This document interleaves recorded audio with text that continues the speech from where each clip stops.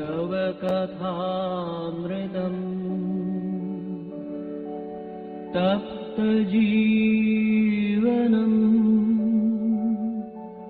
कविभिरीडितम् कल्मषापहम्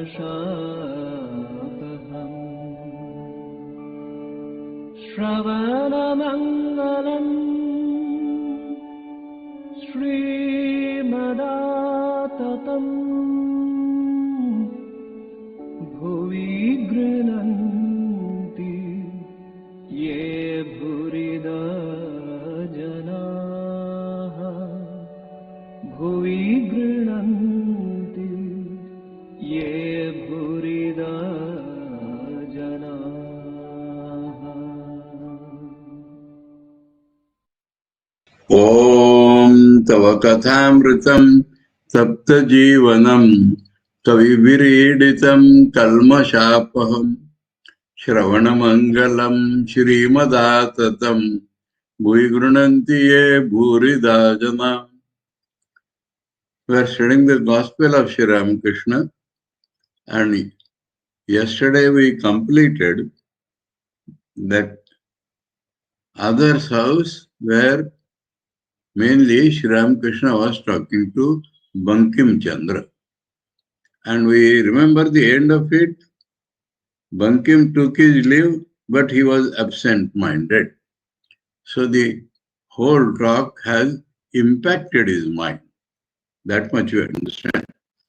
Now, we are in chapter 35 at the Star Theatre second, because as the Star Theatre 1, with that we started this second volume, chapter 28. In September, there was a play on Chaitanya Leela drama. For that, Thakur had gone. And now, this is 14 December, Sunday, 14 December 1884, Prahlada's life is being depicted by a drama. And for that, Thakur has come there.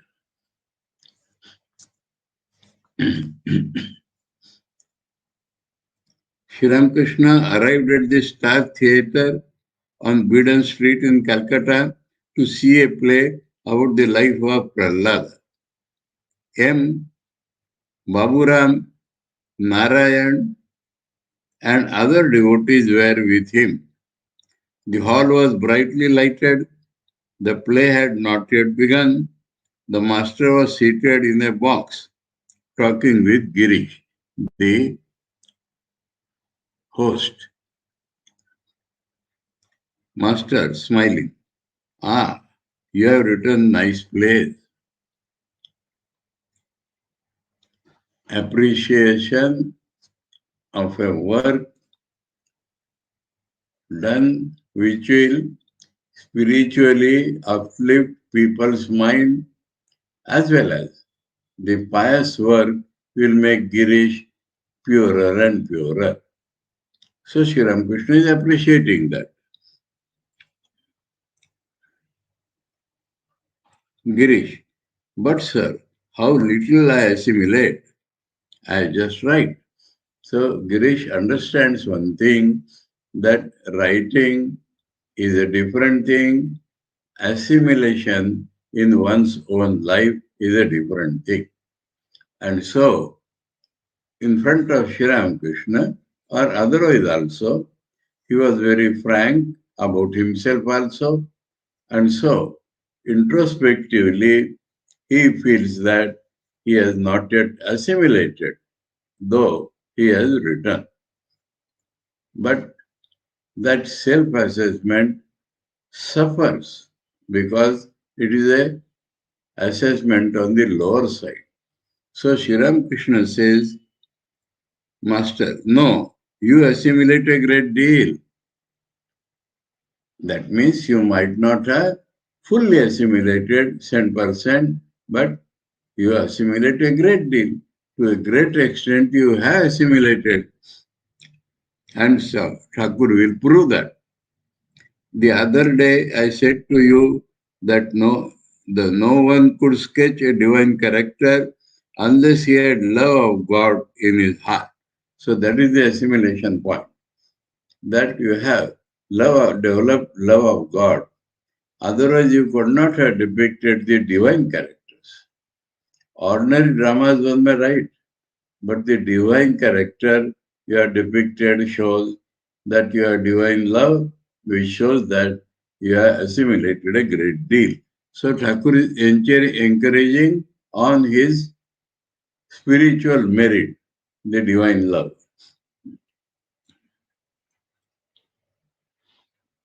Yes, one needs to assimilate spiritual ideas. So Girish's expression that I have not assimilated makes Thakur declare that in general it is very necessary to assimilate. Otherwise, simply writing or reading will not do. So the principle, the point raised by Girish has been appreciated by Sri Ramakrishna. May not be applicable to Girish, but 10%, but the principle is true. So Thakur says, yes, one needs to assimilate spiritual ideas. I went to Keshav's house to see the play Nava Vrindavan. I saw a deputy magistrate there who carried 800 rupees a month, who earned 800 rupees a month. Everyone said that he was a very learned man, but I found him restless because of a boy, his son. So everybody says he is a learned man, but he is not cultured. He has not assimilated what he has learned. He was simply wasting his time with his son.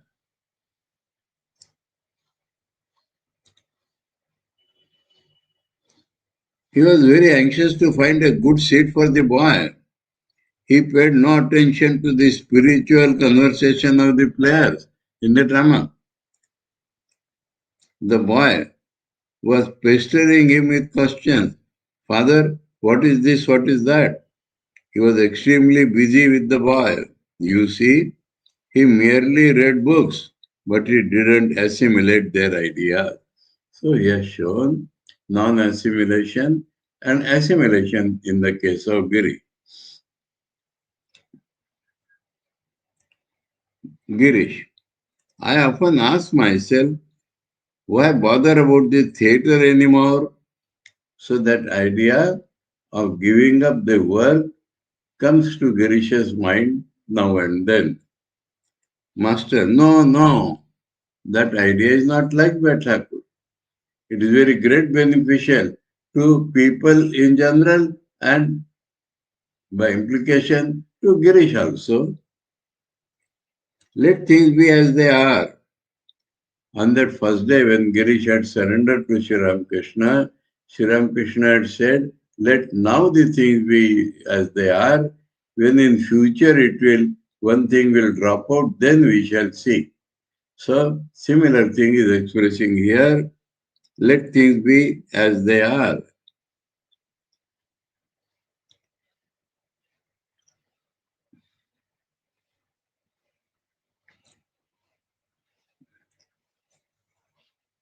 People will learn much from your plays.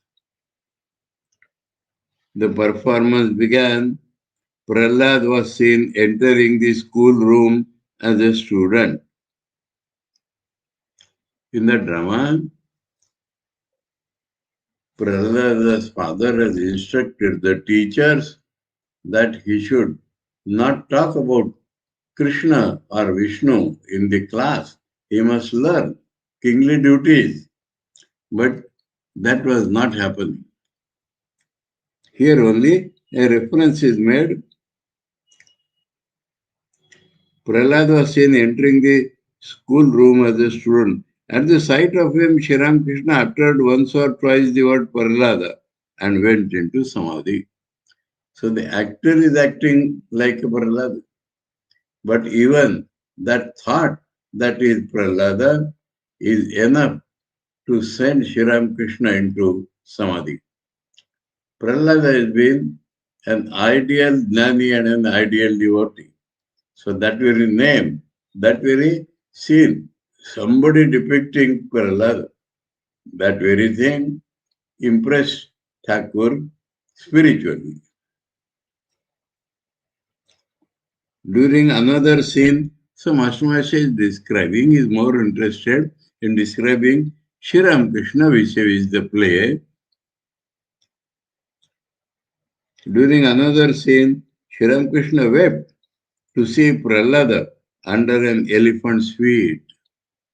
So Prahlada's father never liked Prahlada thinking of God, taking name of God, used to say, I am God, who else is God? And Prahlada by no means was coming under the control of the king. So the king was very angry because of his ego, because of his Prahlada not obeying him. Though he was his son, he ordered that he should be killed, assassinated by various means. If not one, the other would succeed. So there is a scene when king has asked his people to throw Prahlada below the feet of a mad elephant. Let him be crushed by a mad elephant. He thought that is a sure way of getting rid of him, but that was not happening.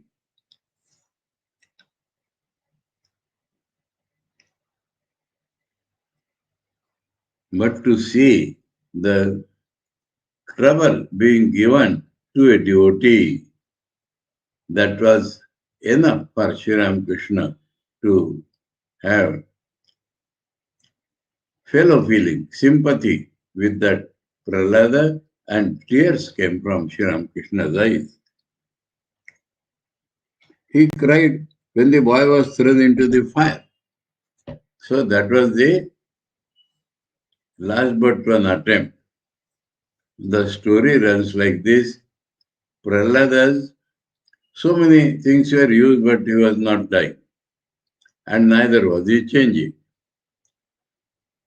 Prahlada's father's sister had a boon that she would not get burned even by a fire.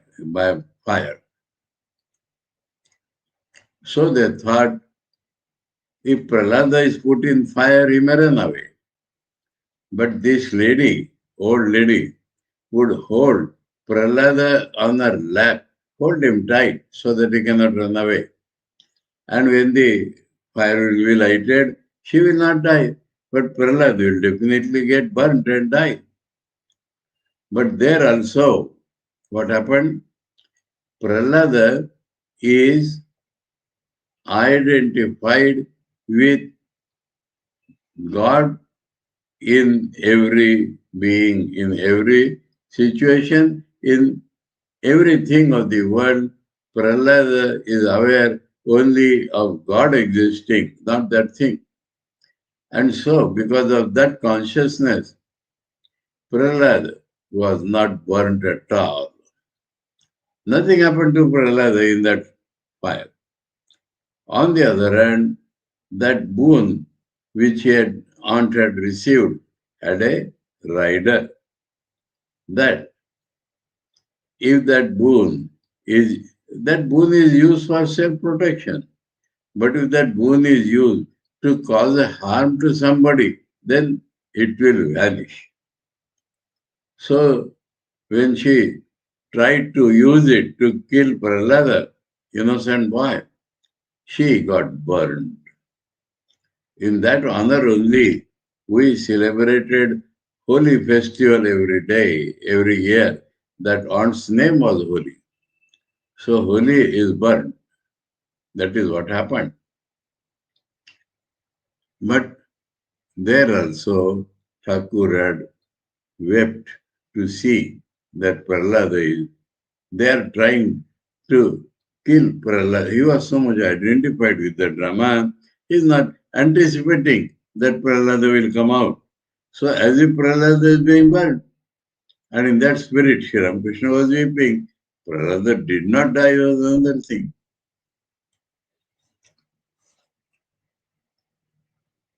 He cried when the boy was thrown into the fire. The scene changed. Lakshmi and Narayana were seen seated in Goloka, their permanent abode. Narayana, the immanent god, Lakshmi, his consort. Narayana was worried about Prahlada. So God becomes more worried about the devotee than the devotee himself. When the devotee does not think of himself, God thinks of him. This scene too threw Sri Ramakrishna into an ecstatic mood. It does not say he wept, but Narayana was worried about Prahlada. That thing sent Sri Ramakrishna in an ecstatic mood. Bas, that much about the Rama. After the performance, Girish conducted Sri Ramakrishna to his private room in the theatre, manager's room. He said to the master, "Would you care to see the farce, Vivaha Vibrat, the confusion of marriage?" So, sometimes at the end of a serious drama, a light, what is called farce, drama of humor, is introduced. So he was asking Thakur whether you will see that. Master, oh no, why something like that after the life of Prahlada? I once said to the leader of a theatrical troupe, in your performance with some religious talk. So this is an indirect instruction to Girish. We have been listening to such wonderful spiritual conversation, and now to see the confusion of marriage, a worldly topic. We should become our old selves again. We should return to our old mood. So, Girish has dropped the idea of showing that to Master, and he asks,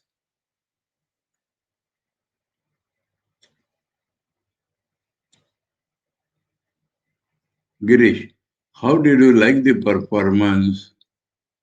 See, Thakur is not like an examiner telling that this was right and that was wrong. Thakur gives a spiritual or a divine assessment. Master, I found that it was God Himself who was acting the different parts. So in Chaitanya Lila he had said, Asal Nakal Vansing. That means the imitation was as good as the original. But here he has gone beyond that. There are actors, they are acting for a part, but neither that actor nor the part, Thakur is seeing God in them. Those who played the female parts seem to me the direct embodiment of the blissful mother. So, within Godhood, this difference is there in appearance that ladies, Divine Mother, gents, Narayana, and the cowherd boys of Goloka, the embodiment of Narayana himself, male Narayana. It was God alone who had become all these, not actors becoming characters, but God through the actor becoming the character.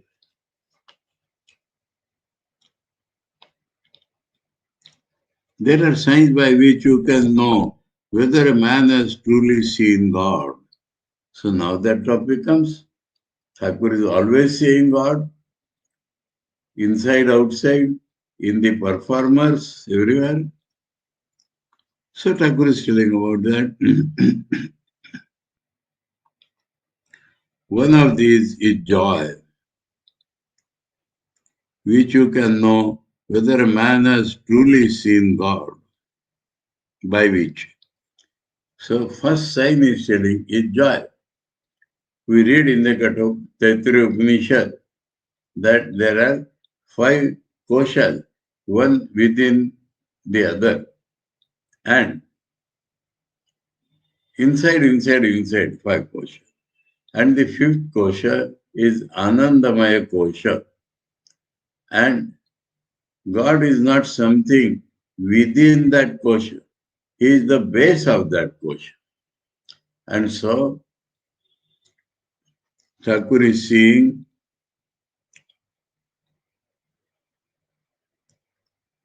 signs by which you can recognize whether a man has seen or God or not. One of these is joy. When Swami Vivekananda went to England, the preachers of Christianity there, even though some of them were friendly to Swamiji, they told Swamiji that you are too light-hearted and you are always smiling. The religious teacher must appear grave. That is what they think, and they told Thakur about it. And Thakur said, not possible. When God is inside me, how I shall be miserable? So, Brahma Pucham Pratishtha of that Anandamaya Kosha. So from this side also, the first expression that you have realized God will be joy, bliss. Important thing, no depression.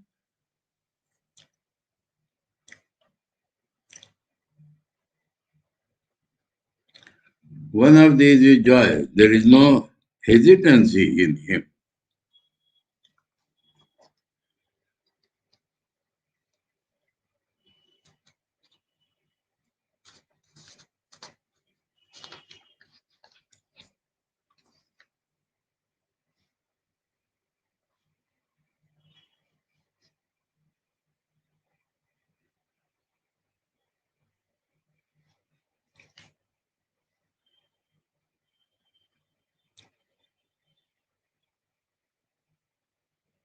Sankoch tha कहना, yes, hesitancy. Sankoch is due to feeling of limitation, etc. Dvaita is at the root of that.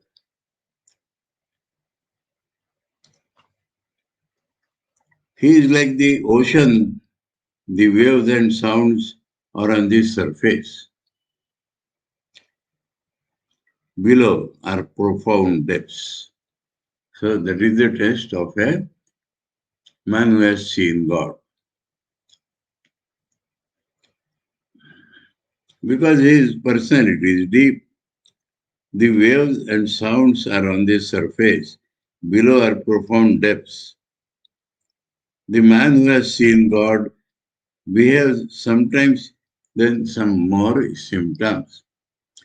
Behaves sometimes like a madman, sometimes like a ghoul, without any feeling of purity or impurity, sometimes like an inert thing, remaining speechless because he sees God within and without.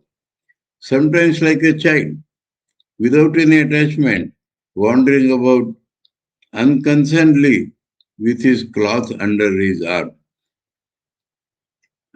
Let us think of one by one now.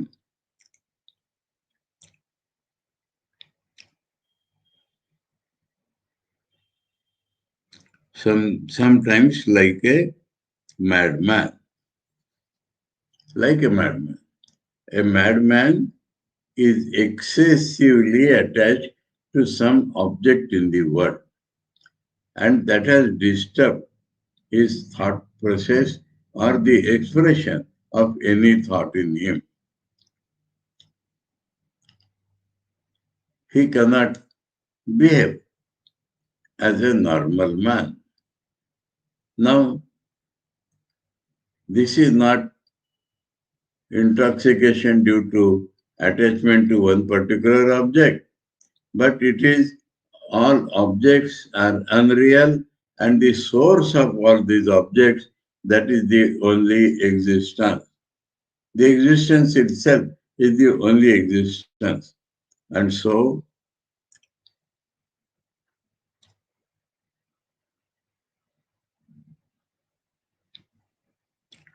his personality is very, very deep.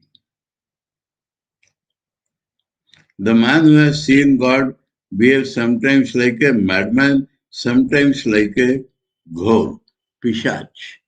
Absolutely no idea of cleanliness or uncleanliness, without any feeling of purity or impurity, because all is same to him.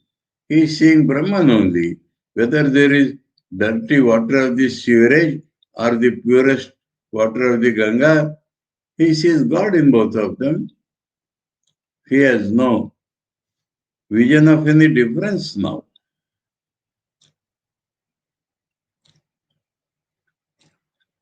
Without any feeling of purity or impurity.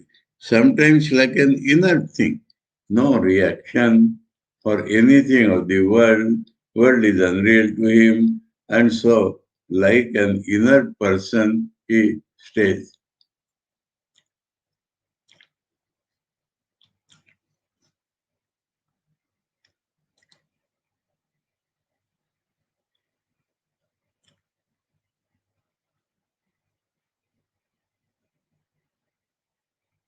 Sometimes like an inert thing, remaining speechless because he sees God within and without. Sometimes like a child, because beyond the three gunas and no ego, without any attachment, wandering about unconcernedly with his cloth under his arm. Children even used to be clothed in dhoti, that is called the kapad or cloth in Bengali. And he simply, his cloth under his arm, he has no feeling of shame, of consciousness of his body, and that body is male or female, the body should not be exposed. All these ideas have not entered into him. In the case of a man who has realized God, he has lost the difference of any outside thing, because his mind dwells on the infinite God. So, this is the like a child. And we can see all this in Thakur very clearly. Again, in the mood of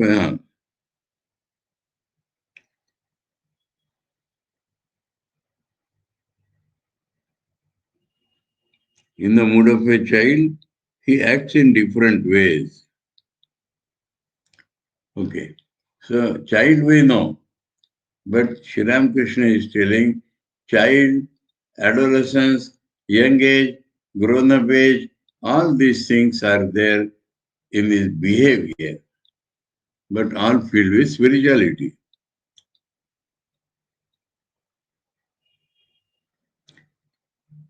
He acts in different ways, sometimes like a boy, adolescent, indulging in frivolity, sometimes like a young man, working and teaching with the strength of a lion. So, child, boy, young man.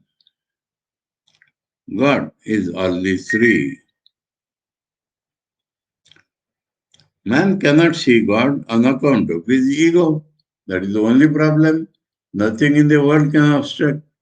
If we are God, we must always realize that. But ego it is which makes our mind outgoing. You cannot see, example, you cannot see the sun when a cloud rises in the sky. Sun is a huge, big thing, but one small cloud is sufficient to cover it. Because it does not cover the sun, it covers our vision of the sun.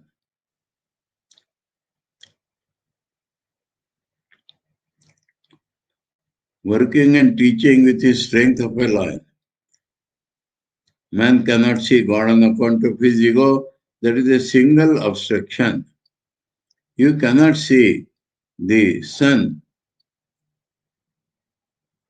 when a cloud rises in the sky.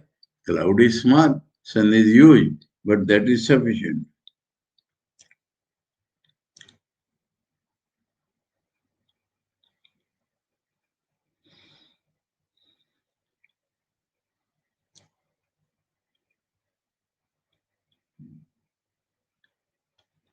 But that doesn't mean there is no sun.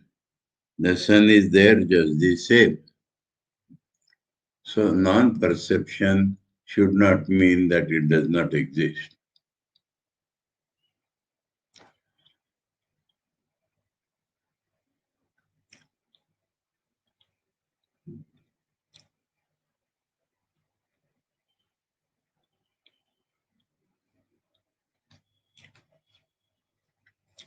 But there is no harm in the ego of a child.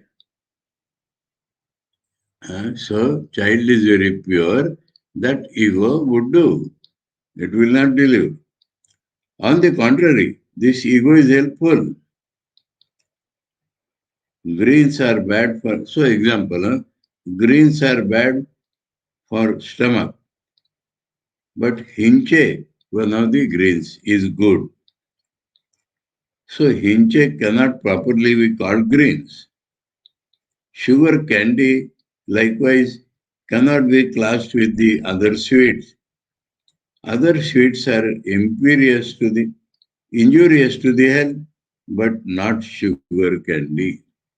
So there are certain things which are exceptions. So I said to Keshav, if I tell you more, then I have already said,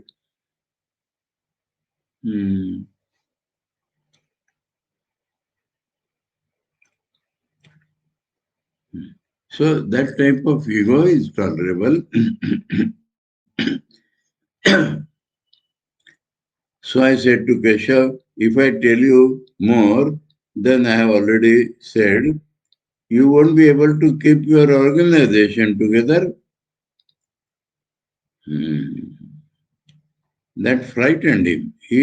Then I said to him, there is no harm in the ego of a child or the ego of a servant.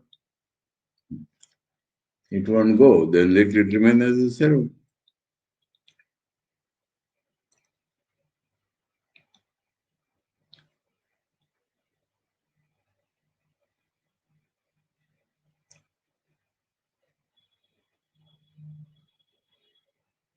Other sweets are injurious to the health, but not sugar candy. So I said to Keshav, if I tell you more, then I already said, you won't be able to keep your organization together. That frightened him. Then I said to him, there is no harm in the ego of a child or the ego of a servant. In that spirit, you can have the organization, not otherwise. He who has seen God finds that. So take the example of a person who has seen God and reflect that upon your behavior. Who has seen God, that God alone has become the world and all its living beings.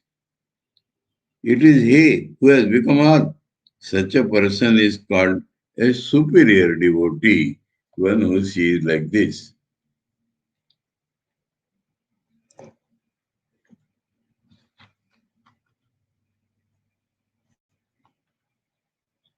Girish smiling. Yes, God is everything, but the devotee keeps a trace of ego that is not harmful. So Girish has assimilated Thakur's saying in this way.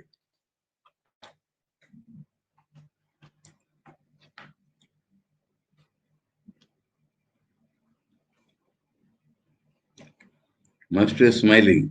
Yes, there is no harm in that.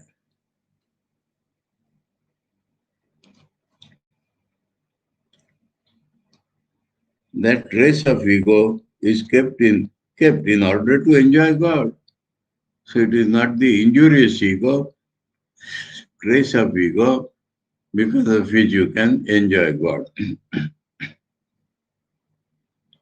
Ego here means feeling separately real than the Brahman.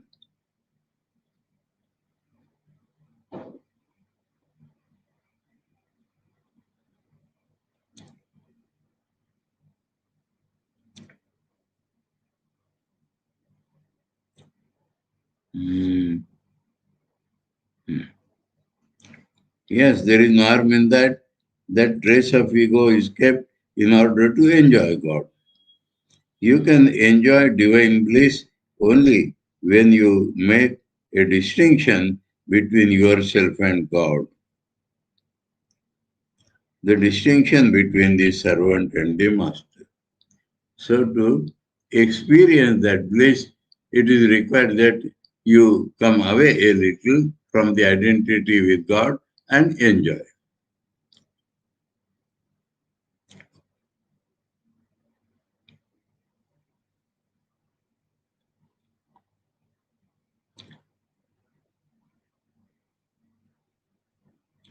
The distinction between the servant and the master. There is, in that also, joy is there. There is also the devotee of the mediocre class. He who sees God dwell in all beings as their inner guide.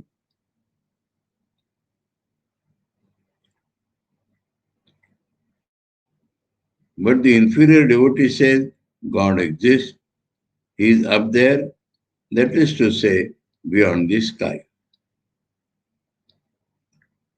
When I saw the cowherd boys of Goloka in your performance, so Prahlad is the devotee of Krishna, so some part comes that also. I felt that God has become all the different cowherd boys.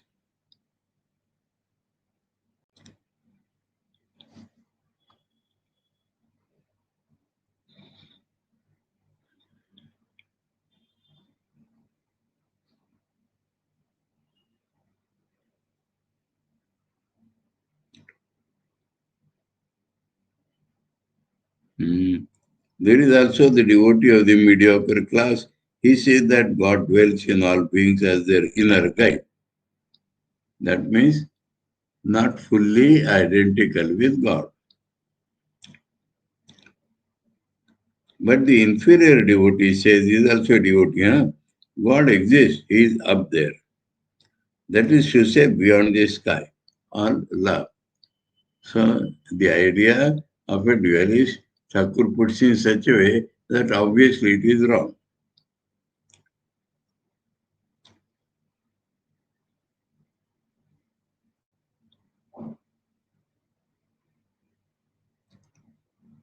When I saw the coward boys of Goloka in your performance, I felt that God has become all. He who has seen God truly, that God alone is the doer and it is He who does everything.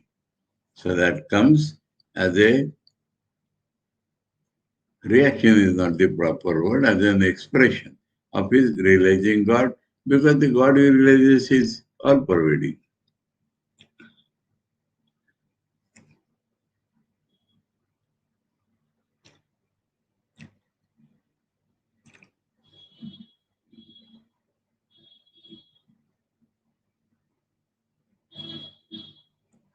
He who knows, he who has seen God, knows truly that God alone is the doer, that it is He who does everything.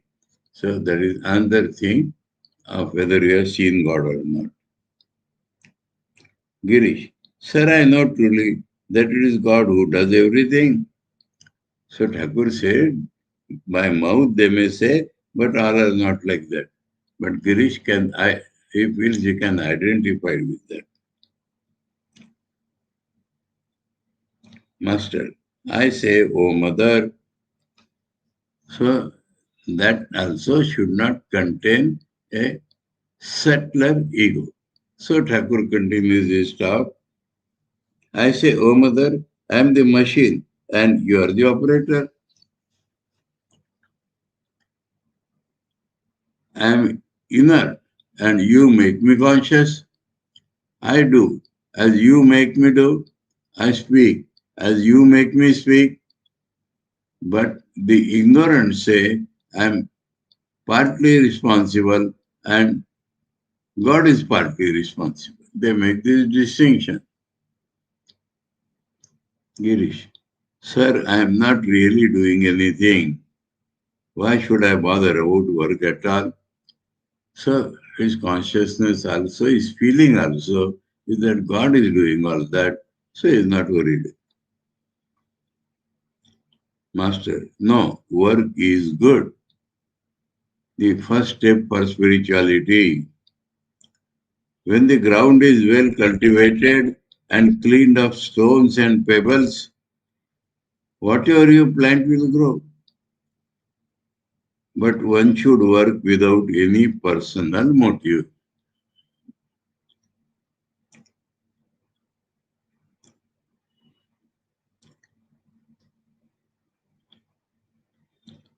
There are two types of Paramahamsas. That is how people were called Sri Ramakrishna in those days. The Jnani and the Premi. One who predominates in the knowledge that the world is unreal. And the other side is Keshav. And Keshav and his followers have created those cracks in the Himalayas. So they do not think that it is built for all to learn of Keshav without having the proper spiritual attitude.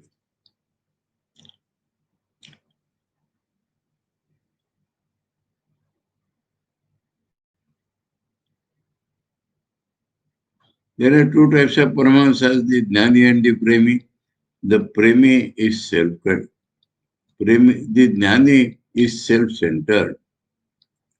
He feels that it is enough to have knowledge for the own self.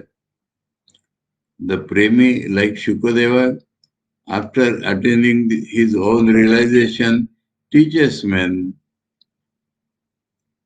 from cat, mangoes, and some eat mangoes and wipe off the traces from their mouths.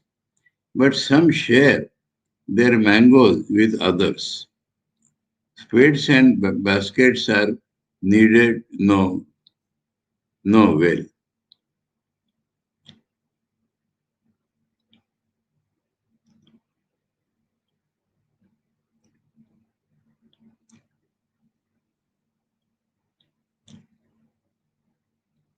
But others put them in a way where a neighbor may use them. So this unselfishness is something divine. Shukadeva and a few others kept the spades and baskets for the benefit of others. So unattachedly, they are kept not for themselves, unselfishly. To Girish, should you do the same?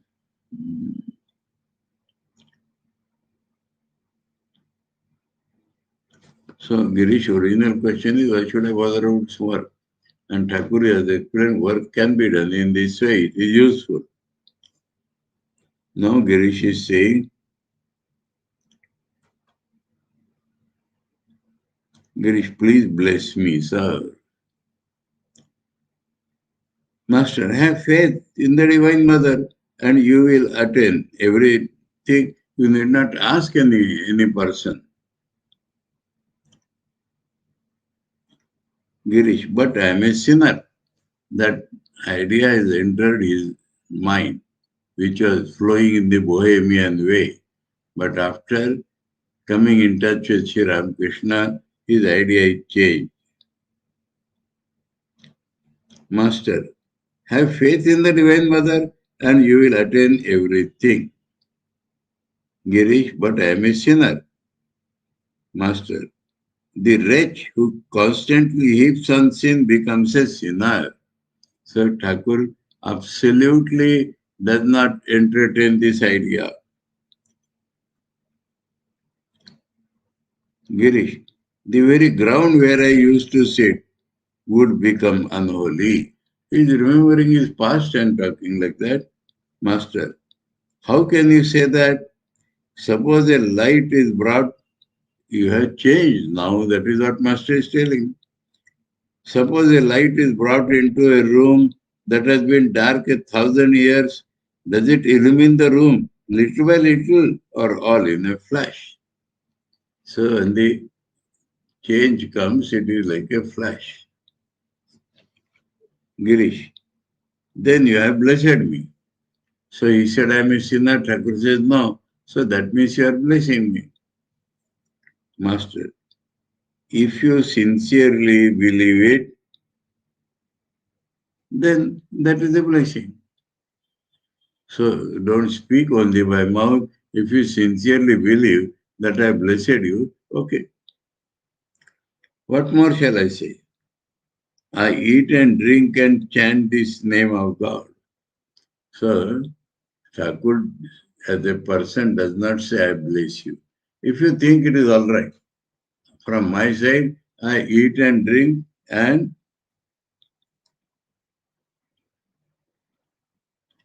chant the name of God.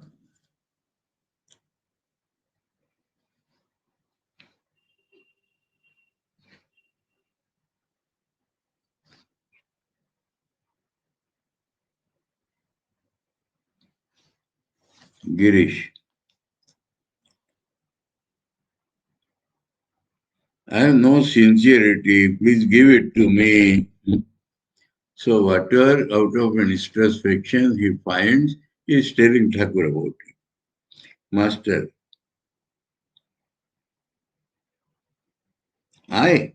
So as a person, sages like Narada and Shukadeva could have done that. Girish, I don't see Narada and Shukadeva, but you are here before me, and I believe you are more than that. Master smiling, all right, you have faith. So Girish has won at this point that Thakur is ready to believe that he is God or a high sage and is blessing Girish. All remained silent. The conversation began again. Girish, I have one desire, love of God for its own sake. Master, only the Ishwar Kotis have such love. When the mind is universal, that is called Ishwar Koti. So he has nothing for himself as an individual. So his love for God is for love's sake. It is not for ordinary men. All sat in silence. The master began to sing in an absent-minded mood. His gaze turned upward. Absent-minded means absent-minded for this world. Gaze turned upwards means his mind also has gone in the higher spiritual realm. Now he sings. Can everyone have the vision of Shama? Is Kali's treasure for everyone? Oh, what a pity. My foolish mind will not see what is true. Even with all his penances, rarely does Shiva himself behold the mind-bewitching sight of Mother Shama's crimson feet. That is a little exaggeration or hyperbolic talk. To him who meditates on her, the riches of heaven are poor indeed. If Shama casts her glance on him, he swims in eternal bliss.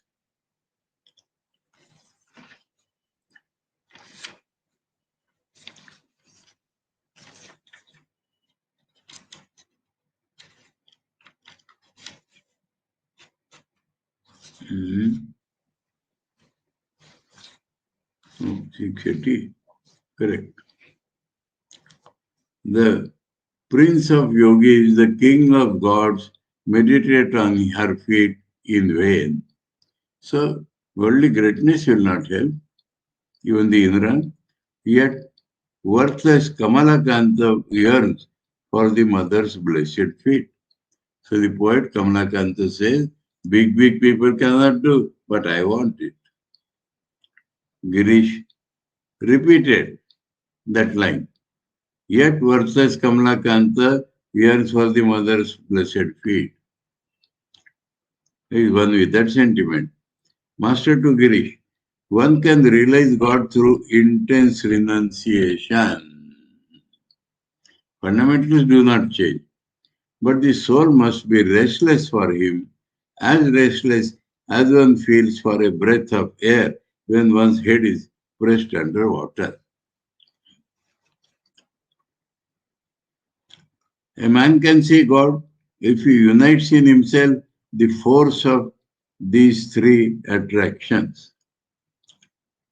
The attraction of worldly possession for the worldly man.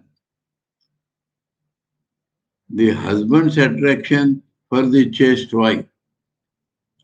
And the child's attraction for its mother. So here the last two are reverted, or perhaps the language. Language, we have to read again. For the worldly man. That means the worldly man is the subject. Worldly man's love for the objects. The attraction of worldly possessions in case of the worldly man, that is for here. The husband's attraction for the chaste wife. Husband's attraction for the chaste wife. So it is the wife who is attracted to husband. And the child's attraction for his mother. Child's attraction for the mother. So mother is loving the child. So please don't be carried by these sentences. It is the same as Thakur had told Master Mahashaya on the second day of their meeting.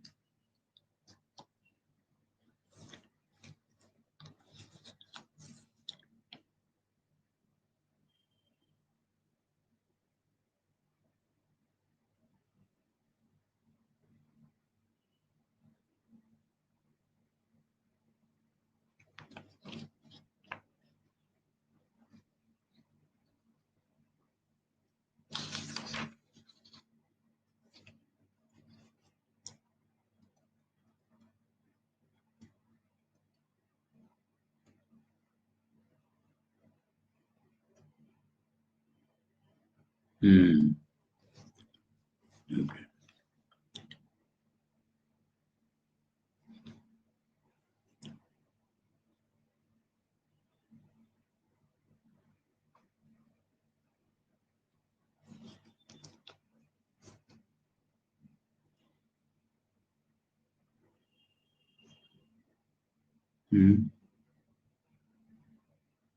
Where?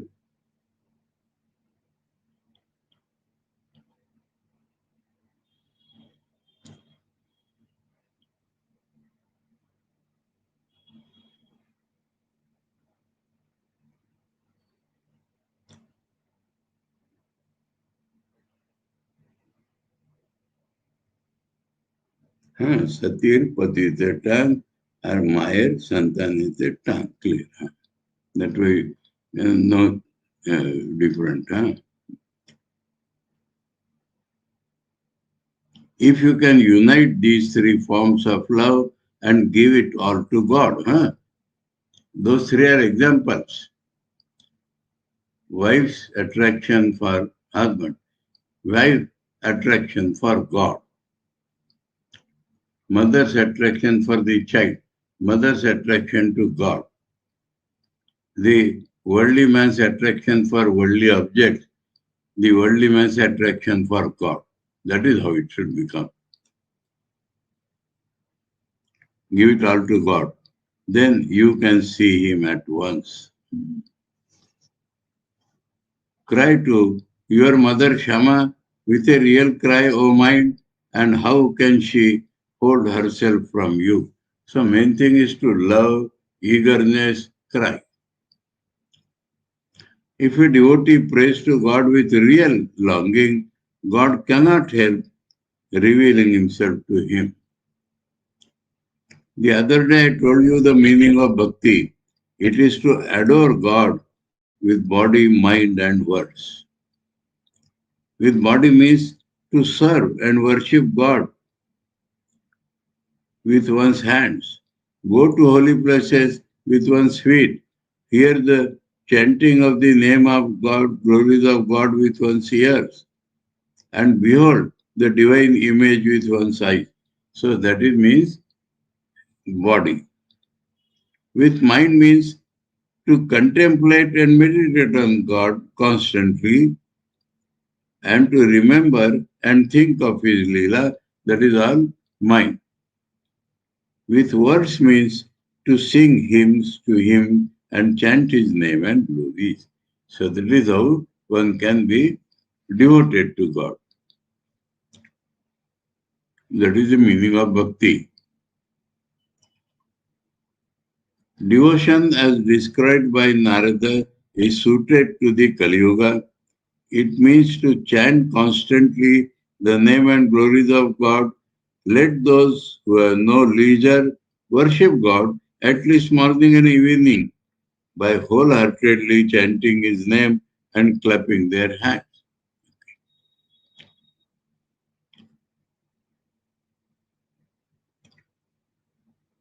The ego of a devotee begets no pride. It does not create ignorance. On the contrary, we'll read it on Monday now. Huh?